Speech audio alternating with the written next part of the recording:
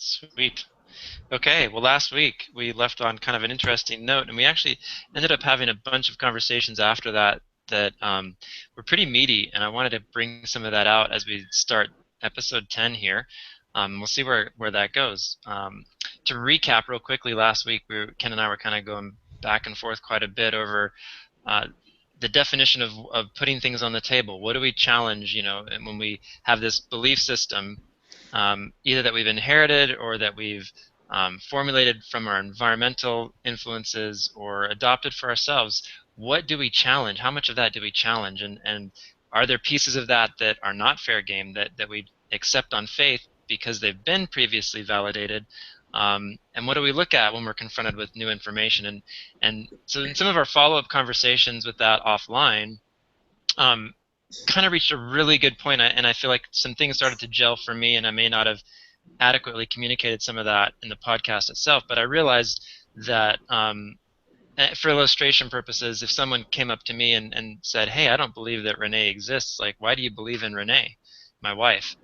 I would just look at them like they're crazy because I know she is real. I know her, and so I think for me, that's kind of what I was trying to articulate behind some of the things that I was saying in terms of there's things that I don't question anymore, not because I haven't questioned them, not because I haven't validated them, but I know them to be so concretely real that it's crazy to question them. Just the same way that you would never question whether your wife is real or different things about her. Now, we can't presume that means that we know everything. I mean, I know almost nothing about Yahushua, my Messiah, because he's infinite.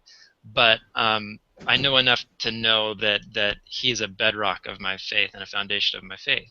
And so I think that kind of, for me, sort of puts a good summary on what I was trying to articulate. And I don't know if that, Ken, if that does a better job than where we landed last week. But I also want you to challenge that too, if you don't feel like um, that still, if that's not clear enough or doesn't make sense or something doesn't fit there, call me out on it. Hmm. No, I think that's good.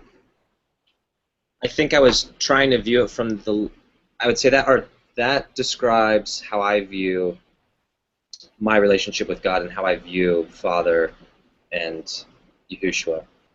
I was trying to look at it from a vantage point of somebody who's sitting on the fence saying, I don't know if God's real or not, Hmm. and I want to find out, and I didn't want the answer just to be, well, there's certain things we're not going to put on the table and not challenge. I think what I'm hearing is that you've already done that, and I think maybe a recommendation for the people. I think anybody that doesn't concretely know God in a very physical, real, tangible way. I think everything is on the table. That they have to find that because eventually, because if they don't have that, I think that's what we're seeing, and I'm seeing with a lot of my friends, is they never had what you just described. God was never as real as Renee is to you. He was never that real to them. And so when they hit stormy seasons in their lives or really confronted with something challenging that would challenge their faith, they didn't have that tangible root to hang on to, and so everything fell away that they believed in. And so I think, just to kind of summarize it, I think the idea would be, put it all on the table until God becomes that real. But when He reveals Himself to you, there's a piece, I think, that we've talked about before of obedience, trust, like authority, like recognizing, okay, He's done this, and I can't demand Him to do that over and over and over in my life. Um, and maybe there's a better analogy for a parent and a kid type of situation, but I think for a new believer, somebody questioning God or whatever, I think they have to have that. And then once they have that, yes, I think absolutely hang on to it, never let it go. Yeah, and it's a constant.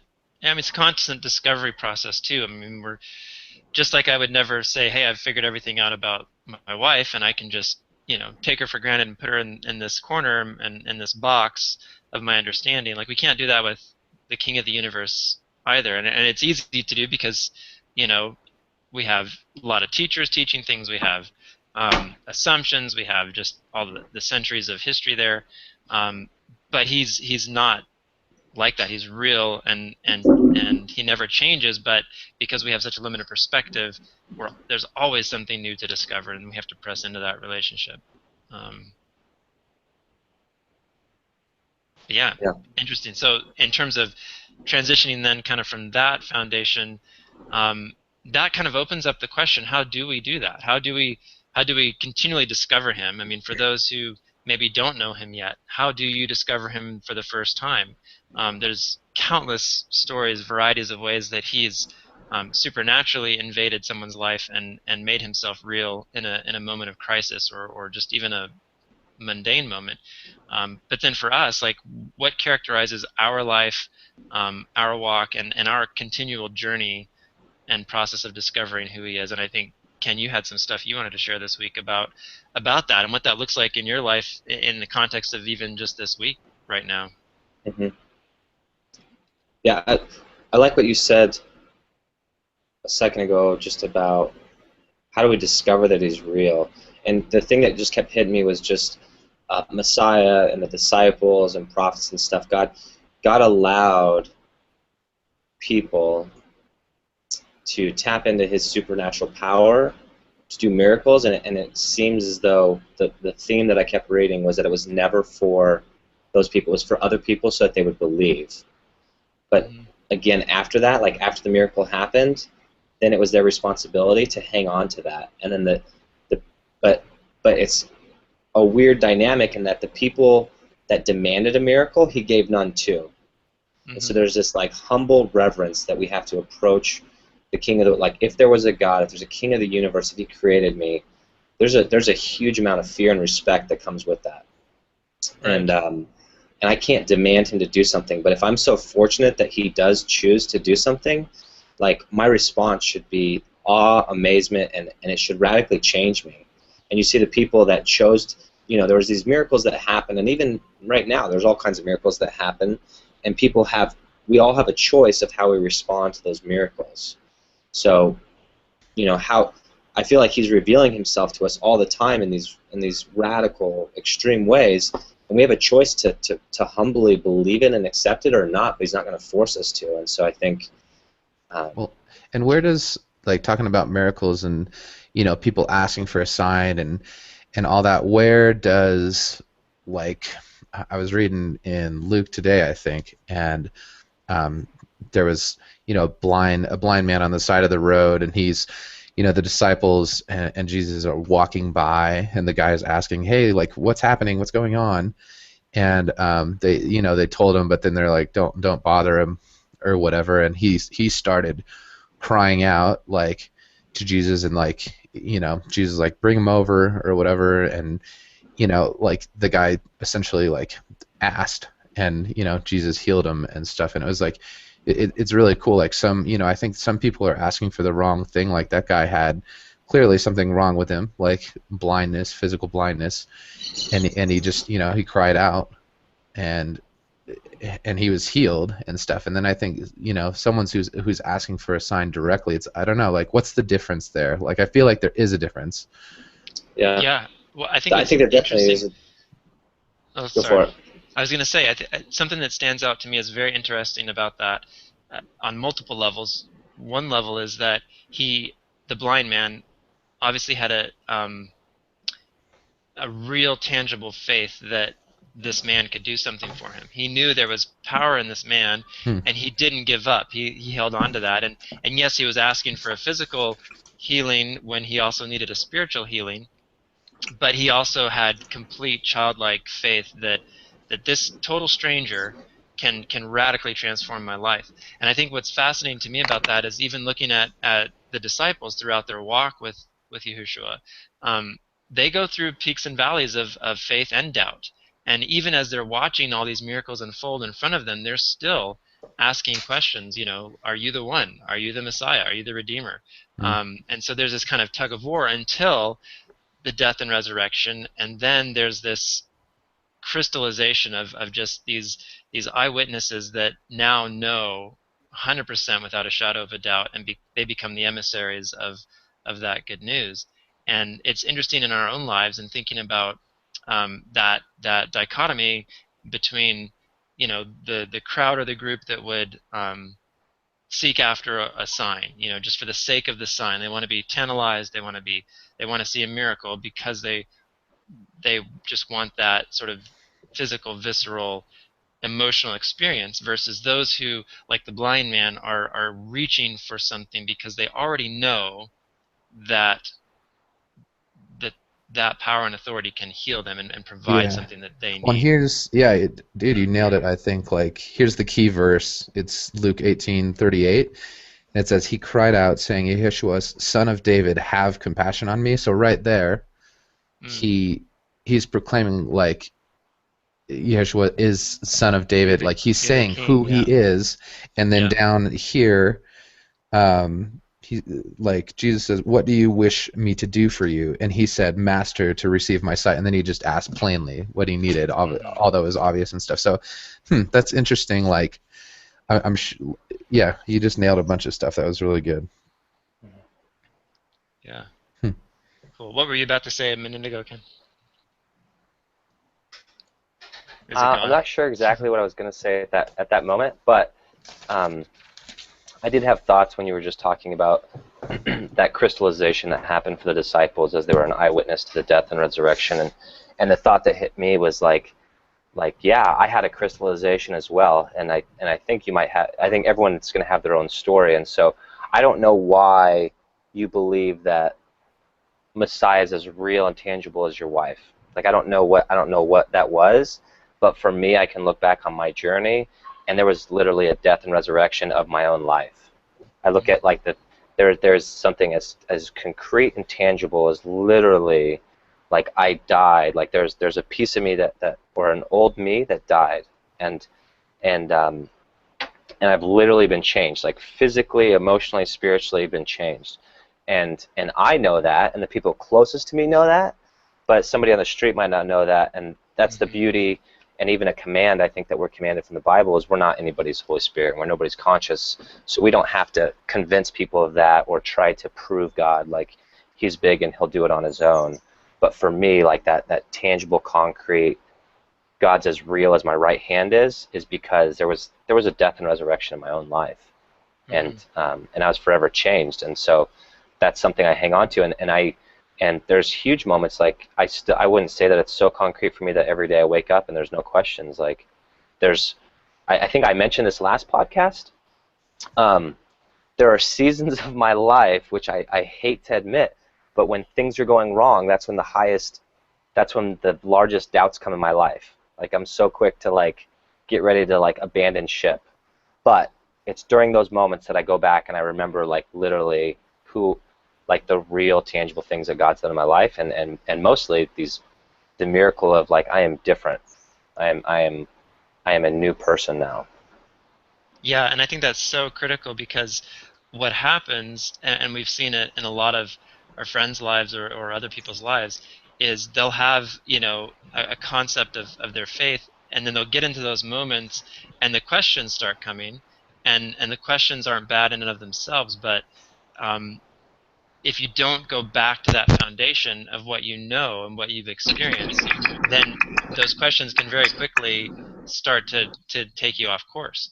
And I think, for example, with the hand analogy from last week, you guys had the question of, well, what if you woke up in a hospital from a coma or whatever, and you don't have hands, and then you're gonna realize you were believing incorrectly all that time, and I think that's sort of the logic that the enemy of our souls will play against us because there's no end to the potential questions that could be asked.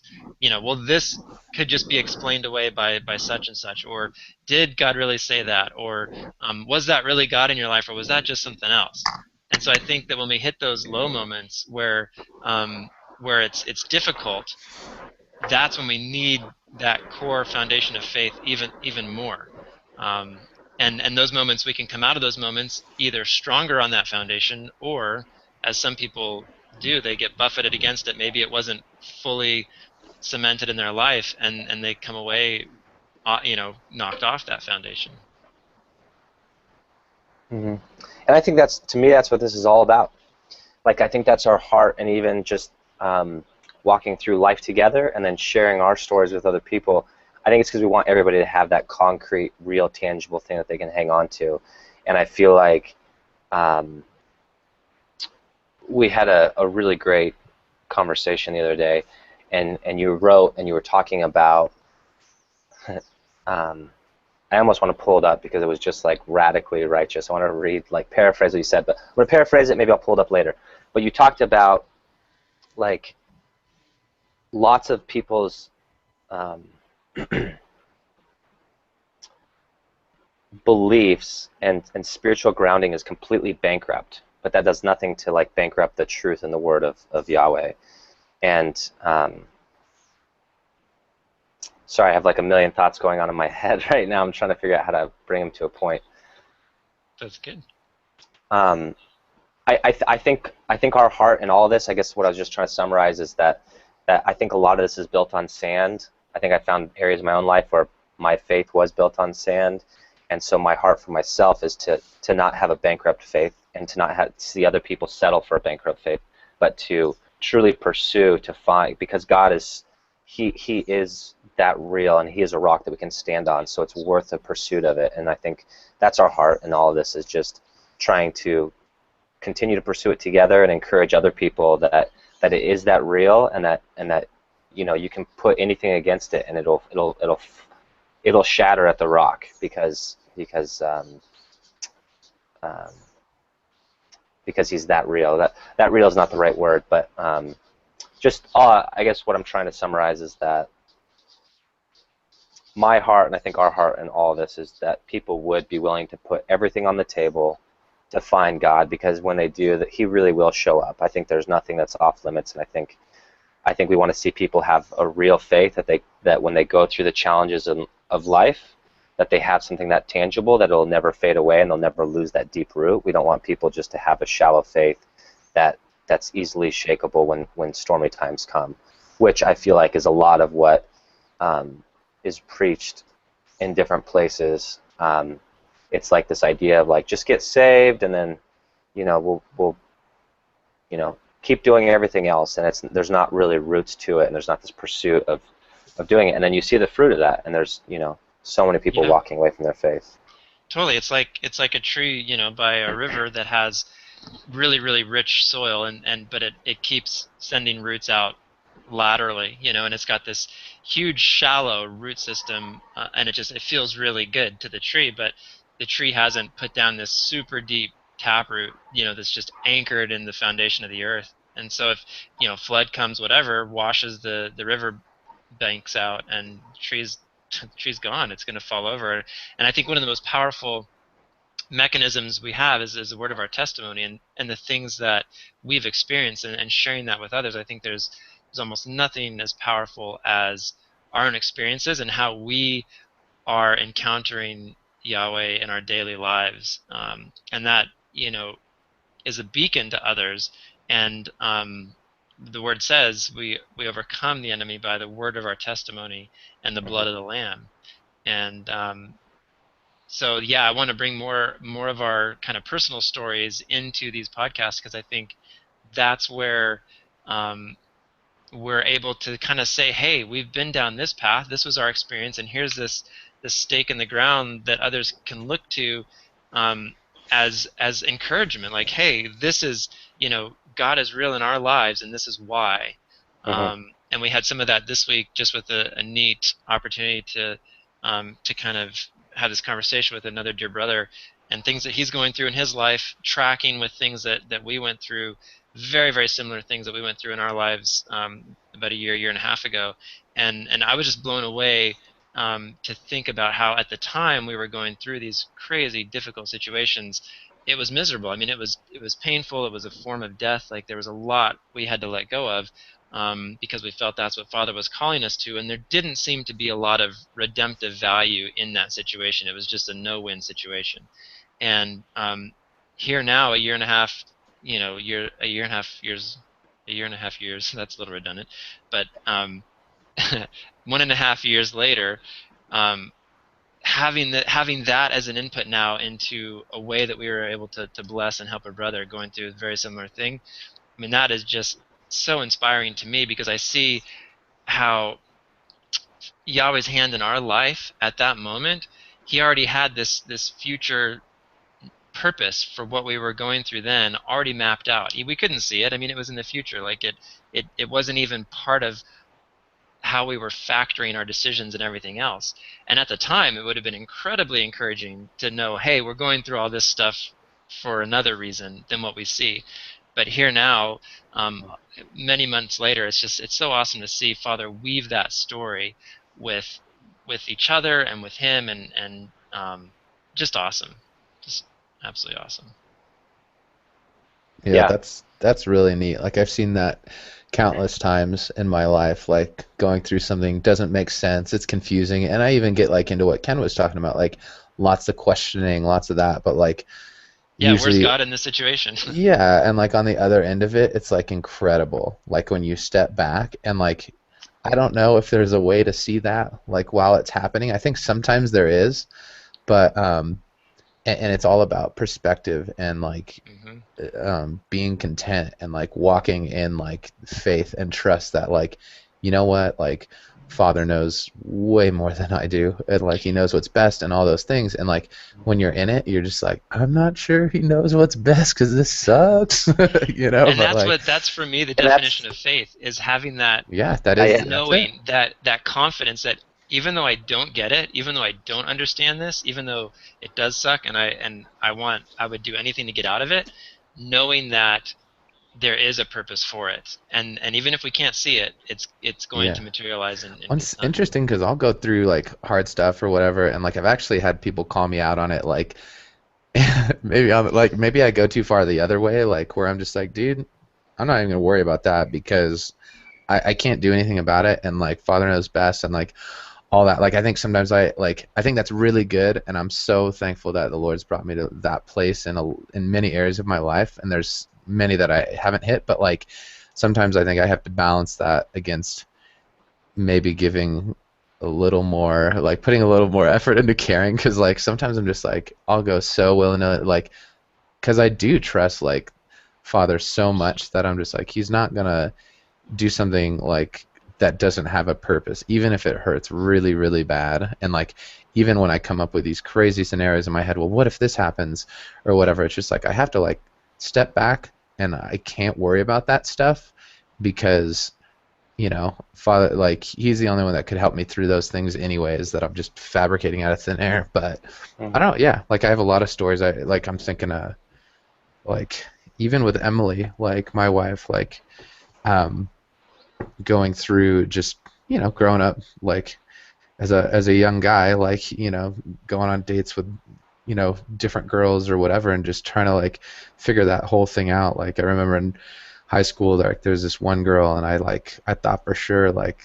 this was the girl and she's like, you know, I pretty much like formulated my whole like um I don't know what I wanted in a wife and like all these things like around this like girl, like even after like we had broken up and like that relationship was over and like everything that I moved forward with, like I had formulated, and like I would meet girls and they just didn't meet up. And then when I like when I met Emily, like all the things that didn't work in that relationship, like it made so much sense, like because like Emily fit like all these different pieces, and it like hurt real, it sucked like back then, but like it's just so funny how well God knows you. Like he's like, yeah, that will never work for you in a million years, dude. Trust me. Like, like Emily's what you need. Like, and because of so many reasons. But like, you know, it was just it's interesting. Like, I mean, that's a very tangible thing for me to like see where I thought I knew it was up, and like God clearly knew better. Yeah. Yeah. If it, if he created you, he obviously does, right? Mm-hmm. He formed us from clay, like the art. He's our creator. He knows everything, which goes into all of what we see. You know, we talk about the word as being a manual for our lives, and I think we too often think it only applies to certain areas of our lives. Mm. And so we'll say, yeah, the Bible can tell me how to, like, definitely it tells me how to pray, tells me, you know, how to stay alive, like some of these other things. But we don't realize it's a manual for our lives. And the creator, like you know, it's like a car manual, like, you know, like a big company such as GM or Ford, they create this car and they've spent years and years developing it, and they have hundreds of engineers working on it, and they write this manual, and this is exactly how you operate it. And the reason they can write it, and the reason you're going to trust it, is because they literally formed the steel and crafted the machine together. They wrote the physics behind how the combustion works in the engine and everything else. And I think we say the word is a manual for our lives, but we don't always apply it that way. We don't see it as a holistic manual. So it's things that I've seen in my life that I didn't originally believe the Bible spoke to are things like my diet. The Bible actually has a ton to say about what I'm supposed to eat and nutrition and all that stuff. And it's so funny because it makes sense, right? It's kind of obvious. If God created this body for us and He gave us something, and the only way we're going to survive is with food physically, you'd think He'd say something about it, and He actually does. You know, it's an activity that we do 3 times a day, every single day at least. If we're very blessed and very wealthy, so I would say not everybody has that opportunity, but we've been designed to be able to eat multiple times a day, and the Bible is an entire manual for everything in our lives. I guess that's all I want to say, and I think we miss it. I miss that a lot in my lives. I used to just think the Bible only spoke to certain areas of spirituality and other things, but literally there's not a thing that you can't bring in your life to the Word and find an answer for it. And I think we do that a lot at work. You know, I think people would laugh if they saw how many things we bring and we say, what does the Bible say about this? You know, we'll be talking about code or hiring somebody or something to do with technology, and you know, say, what does the Word say about this? And we dive in and we actually find concrete answers to all of it, and it's such a great Absolutely. manual for all that. And so Yeah, totally. And even to that specific point you're bringing up, Romans 9:20 says, "But who are you, O man, to talk back to Elohim, or God? Shall that which is formed say to him who formed it, Why have you made me like this? Does not the potter have authority over the clay, from the same lump to make one vessel for value and another not for value?" And it goes on, but that's, you know, just like you were saying, how can we? And I think that's one of the big thrusts behind a lot of the things that are going on in terms of the deception, in terms of people getting tested with their faith and running away from it, because that question is getting posed to them. You know, basically, shouldn't you be the master of your own destiny? And there's this essential part of us that wants to be the master of our own destiny. We want control because we have free will. We do have control, and yet we want to take that to the extreme, sort of perverted freedom that's licentiousness and do what thou wilt, and like kind of all this philosophy, this vain philosophy of being unmoored from any kind of foundation. And yet we were designed to exist and operate and function inside this context of structure of you know, the structure that the Word of God, that the Scriptures kind of puts. And so when we go against that design, whether with our diet, whether with our behavior, whether with our relationships, when we work against that, whether we believe the Word is valid or not, we're operating, we're functioning against the way we were created. And there's a creator, and he knows, like Shaw was saying, I mean, he knows what we need way better than we do.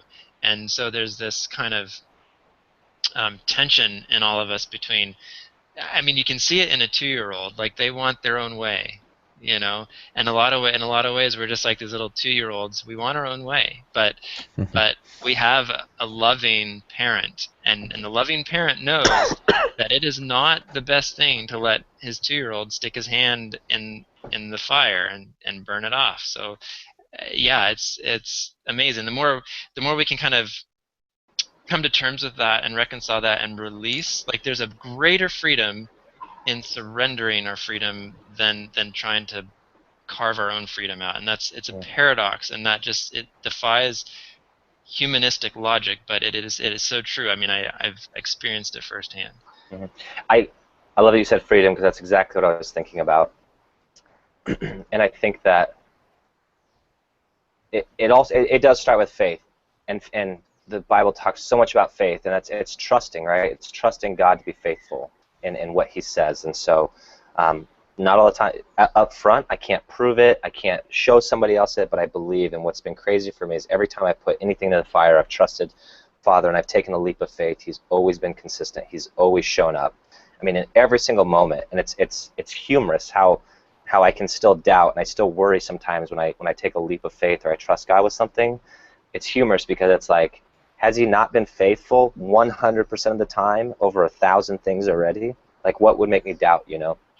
But um, anyways, I think when we do that, I think what you're talking about is exactly right, and it starts with our egos. Our egos want us to be in control, but the Creator knows, and as you said, He created us to be dependent on Him and to be in relationship with Him.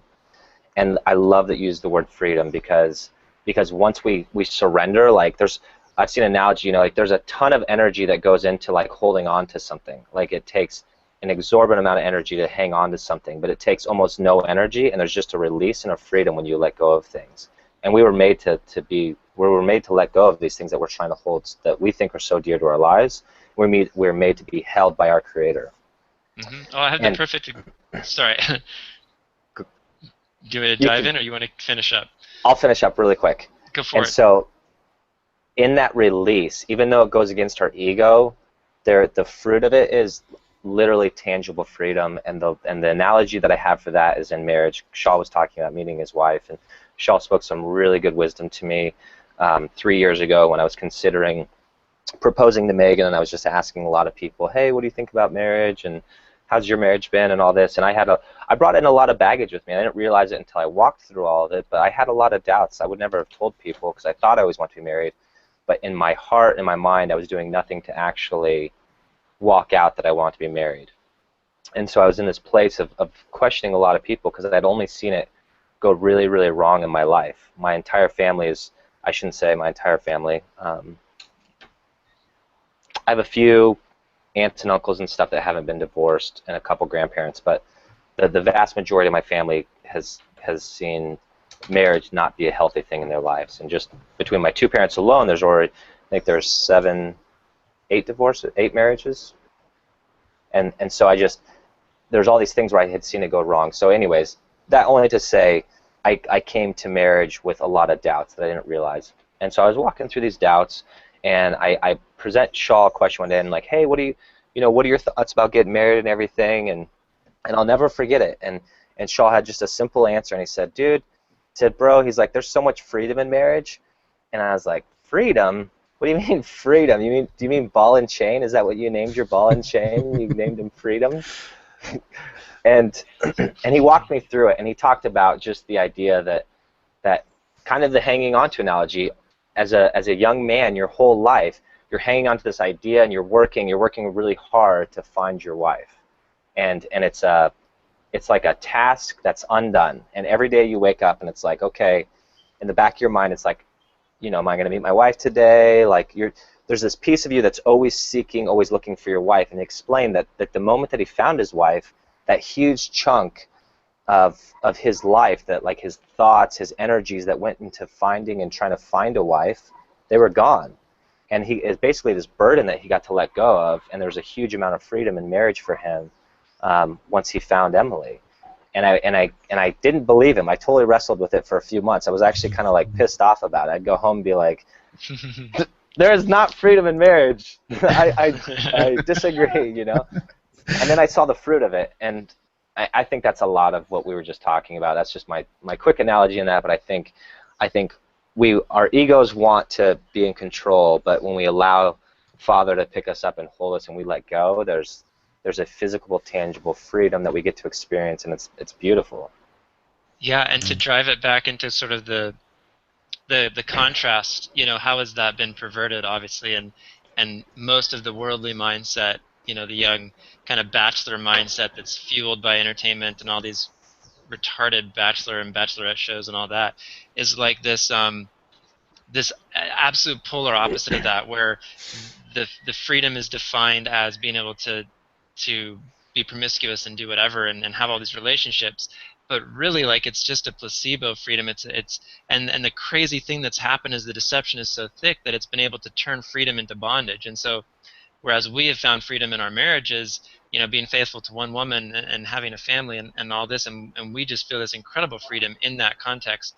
There's this sort of perverse false freedom on the opposite end of that spectrum where multiple partners and like all this kind of modern sort of social acceptability around that, and not only acceptability but just almost even pushing that. But the the the bait and switch on that is that um, those men, they're in bondage to their lusts, their emotions, their relationships, all the entanglements. They don't have any idea how spiritually connected they are to all those women.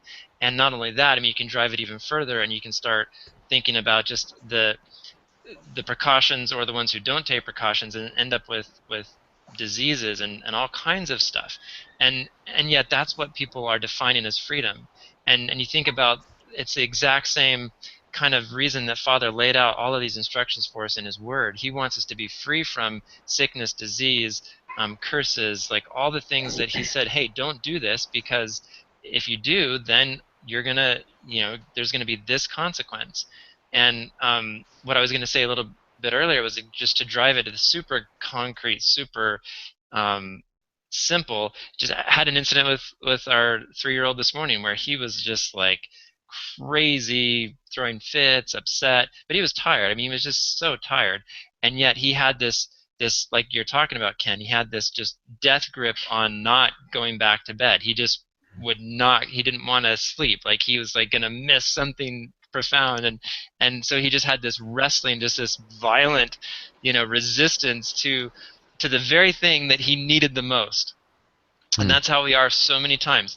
We violently resist Yahweh, our Creator, with the thing that He's lovingly trying to give us that we actually need the most. And if we would just let go and rest and close our eyes, grab a nap, wake up and be a different person, we would experience a whole new level of freedom in that.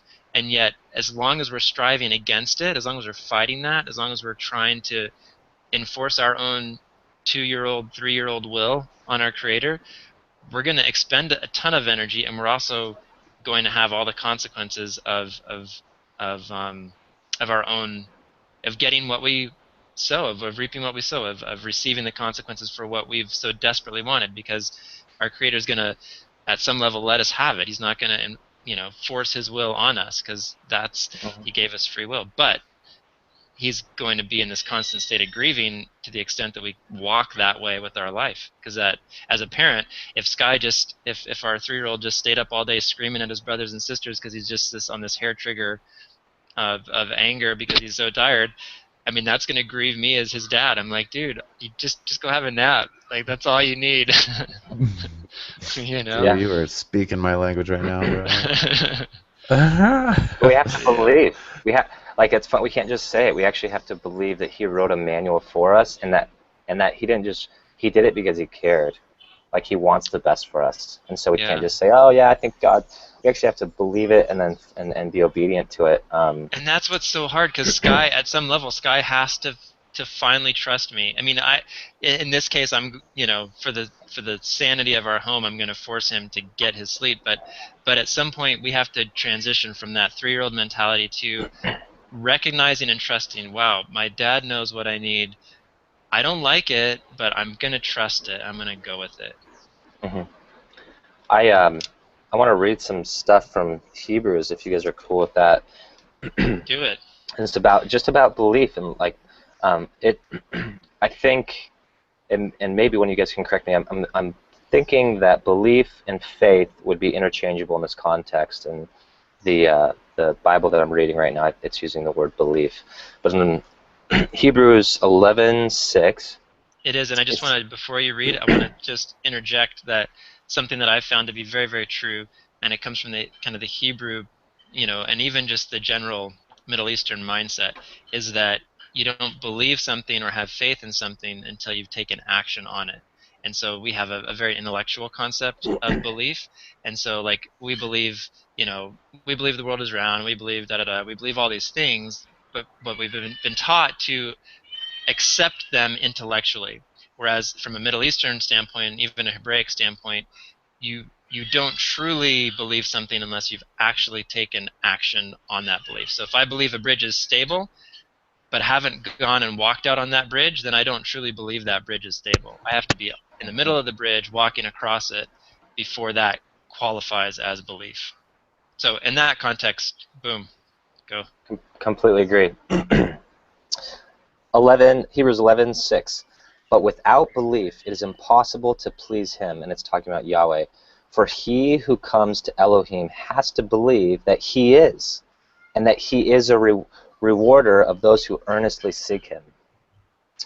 And and this whole chapter is just chock full of walking through faith, and I want to read some more to provide context to it. But he's talking about all these people that walked in belief, and and the author of Hebrews is saying, through leading up to here, the first 10 chapters, is talking about it's by belief in Messiah that we've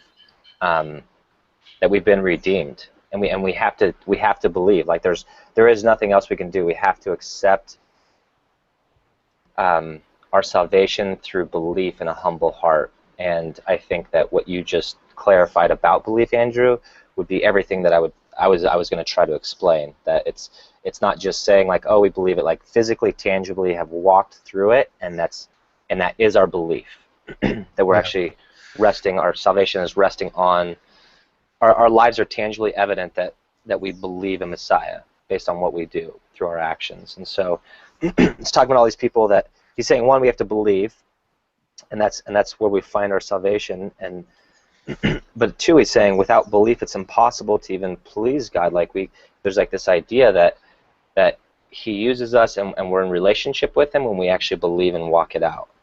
And then he goes through and there's just some really radical stuff. Did you have something to say, Shaw? I was going to try something in. You keep going. Okay.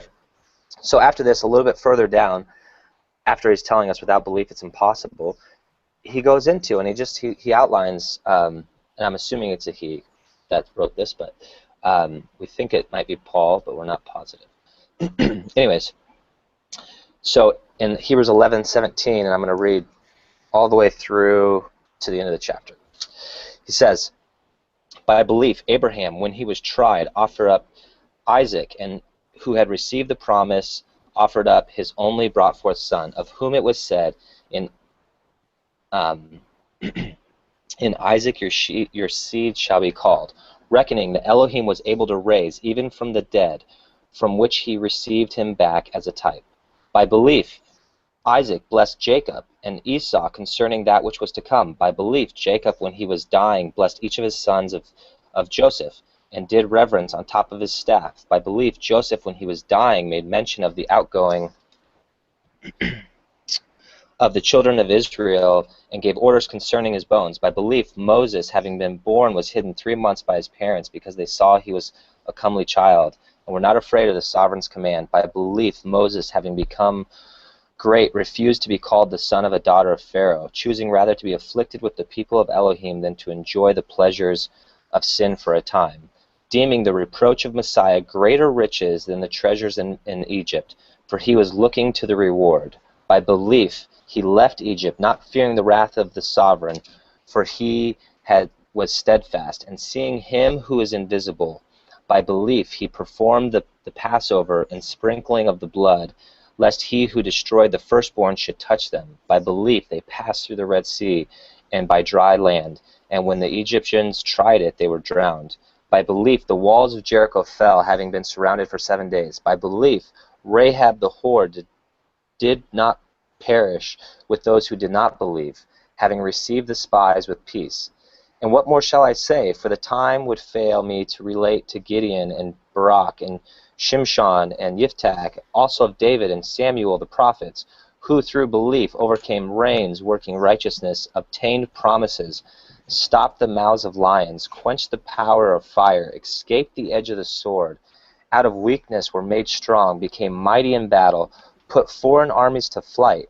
Women received back the dead by resurrection, and others were tortured, not accepting release to obtain a better resurrection.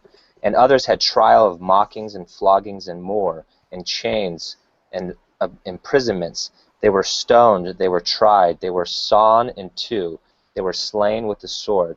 They went about in sheepskins, in goatskins, being in need, afflicted, mistreated, of whom the world was not worthy, wandering in the deserts and mountains, caves and holes of the earth, and having obtained witness through the belief, all these did not receive the promise, Elohim having provided what is better for us, that they should not be made perfect apart from us. The end. Good stuff. And that's exactly why we have that definition of belief, because that spelled it out so perfectly. Mm-hmm. It wasn't by belief they believe. Like, it wasn't by belief so and so thought this or that. It's like, Mm-hmm. by belief this is what they did. It was defining their belief. Yeah, it was saying Mm, this was their belief when yeah. their belief was walking through the Red Sea. And it was an encouragement to us in saying this. The end of that, I just want to clarify, because we're kind of taking a group of scriptures out of the whole Bible, but that these are all people that did this. They acted on belief before the Messiah even came. We have more physical, tangible evidence now the Messiah has come, died, and rose again. And these people, they were hanging on to the hope that one day a Messiah was going to come, that he was going to die for our sins and be resurrected, and that he would take on our unrighteousness, and we would be suited with his righteousness. And these people are walking out their beliefs. Those are kind of one and the same. They're believing by walking this out before the Messiah even came, believing that he was coming. And so, so for us, it's even better for us, it says. And then I love that other phrase where it says, of whom the world was not worthy. The world was not even worthy of these people. And how often do we just get caught up in our sorrows and our afflictions? And I mean, at least I can speak for the three of us, but none of us were stoned or tried, sawn in two, like any of that stuff. We don't hide in caves and holes. And I think about the Christians and our brothers and sisters that are being persecuted and dying for the word, and it's just like, man, like they are believing. They are holding on to that steadfast promise of a future redemption. And so I think about those people currently here that are hanging on to it, and then these heroes that we just read about who they did all that before Messiah came. Yeah, and I love what jumps out at me about that is, in the middle of all that it says, Moses, by belief, chose the reproach of Messiah rather than the riches of Egypt. Mm-hmm. And that's awesome, because there again, and Yahushua himself said, Abraham looked forward and saw my day. When he was on Mount Moriah with Isaac, he saw the prophetic picture there, and he saw Messiah in that experience. And the same thing with Moses. Like they knew him. We have this kind of compartmentalization sort of in modern institutional Christianity that separates Old and New Testaments, and how somehow the people in the Old Testament they didn't have Messiah the same way that we do, but I 100% believe they did. I believe they knew him, and David and all the others would have the same testimony that I have in my day, that they knew beyond a shadow of a doubt that Messiah was as tangible to them as any other human being. And so I think that relationship and that testimony is exactly the same. Old Testament, New Testament, whatever. It's an entire continuum. It's an entire single story. Yeah. And I don't know how far. Do you know where we're at in time? I don't remember what time we started. I think we're sitting at 40, 45, somewhere around there. Okay. Cool. I think we Well, can start. Shaw, let's wind down, but let's get back to what you were going to interject if you still remember, and maybe, Shaw, you can conclude for us. Yeah, I really like all that you guys just said and read. Really, really cool. And as we started talking about belief, and like as you were sharing like the difference between how we think about it, like in the West versus like the Middle Eastern, like Hebraic, like approach, you kind of take that back to some of the classic verses. And I was thinking classic John 3:16, like that everyone who believes in him should not perish. And it's different, like when you step back and look at that. And I've always kind of been, not convicted, but like whenever I think of that verse, yeah, like I'm trying to think how to say it. Anyways, it's just really cool to think like it's a walking through, like, and it's constant. Like I feel like, yeah, just cashing in your get out of jail free card. It just doesn't. I don't know. It doesn't work in my brain. It doesn't add up. Yeah, it just doesn't. It doesn't make sense. And like, lots of people like, like the whole, and this is like, maybe we can spin this into a topic in the future, and it's a perfect way to maybe end this, but like there's that the whole debate about losing your salvation, like all that thing, and it's just like I've always felt like I don't know about that. Like it's more of a question to me, like did you ever have it? You know, like did you ever really believe? Like, I don't know. And so I don't know. Like I did some word studies a few years ago on unbelief and like faith and all those, and like some of the same stuff that you guys just highlighted and were reading about, like just jumped out at me, and I think it's really cool. Like Hmm. um, Yeah. that definition is like awesome. Yeah, Yeah. I think a great way to end, I think our heart is for us to seek on our own, to see others seek on their own. So I think it'd be great. You know, two things that I take away from this are read the scriptures with this idea, with this definition of belief, and see, like John 3:16, how does that change what I've read before? Like how does a real understanding of what belief means change what I've read before, and ultimately it might change what I believe. So I think approaching our read, because the Bible talks a lot about belief, so um, approaching our reading and our studying with the correct definition of belief. And for me, the analogy I love about belief, and one of you guys probably even are the ones that told me this, but I'm up in a plane and I have a parachute on my back, and I can tell you that I believe in it, but I don't actually believe in it until I jump out of the plane. That it's actually gonna open. So I might say, I have faith in this parachute, that this it's gonna save me. Like I truly believe it. I don't actually believe it until I step out of that plane and I'm falling, and that's when I actually have belief in my parachute. Hmm. So to me, that's a great analogy of the belief. Well, just another analogy on top of what Andrew said. And then the other challenge, I don't like the word challenge, but the other meaty thing I think that we can all take away from this, and even for other people, is ask ourselves, do we really think the Word is a manual for our lives? Does it really have something to say about every single part of our life, from our diet to how we treat our wives to what we do at work to every? Do we really believe that our author and creator of our life gave us a manual that tells us everything that we need to know about our lives? Yeah, those are fantastic. Interesting. You should say believe it. Do we like? Yeah, do we Are believe you it? using it? Do Exactly. you believe it? Do you use it then? Yeah. Exactly. Do you use the parachute, or do you just, Ouch. go down with the plane? Because the Yeah. plane, I think the plane is going down. I think that's clear. And so then what happens to us if we don't jump out and trust the parachute?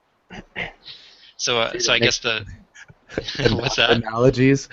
Just what we've been talking about. I want to translate it into a race car analogy so bad. Like, Oh, do it. so you're gonna, you're coming around that last corner at like, Spa or some like famous racetrack. There's a huge straight.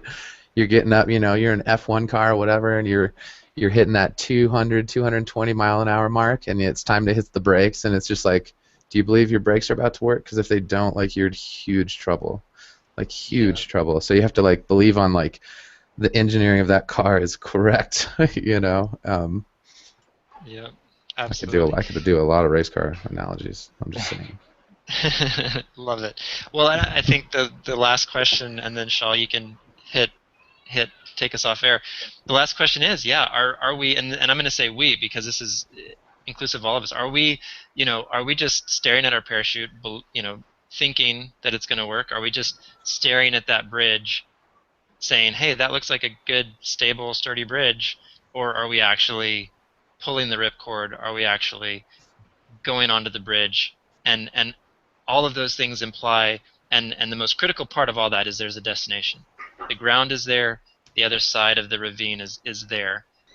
The only question is, are we going to reach it or not? Are we going to trust in the passage and the mechanism that gets us to the other side safely and alive? Yeah. Perfect. That's The awesome. end. As always, pleasure. The end. Blessings.